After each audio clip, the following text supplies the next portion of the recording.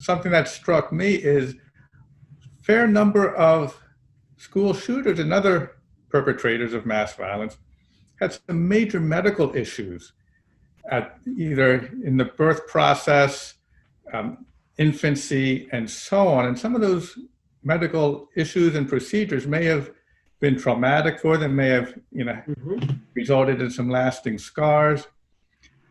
But we don't have in-depth information about that period in the perpetrators' lives. But that has intrigued me that in case after case, I mean, Sue Klebold talked about this with Dylan, he nearly died at birth due to pyloric stenosis, you know? Correct. So what were the medical procedures? Was he isolated from his family?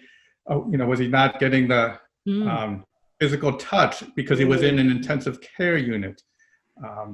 A lot of shooters seem to have had that kind of medical procedure or major illnesses that may have scarred them, but no one knew about it at the time.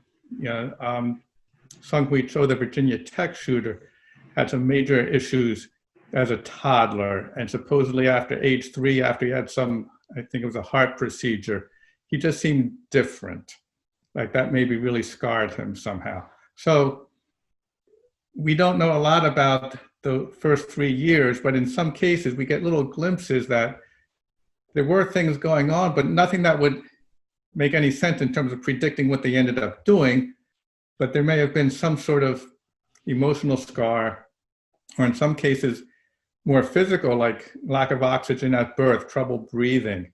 Adam Land, the Sandy Hook shooter, while he was still in his mom shortly before birth, had decreased movement, so they went in and took him out.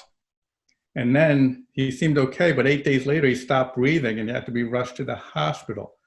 Well, infants who stop breathing could have some level of brain damage, you know, lack of oxygen. So there's just so many factors that could be playing into what we're seeing years later.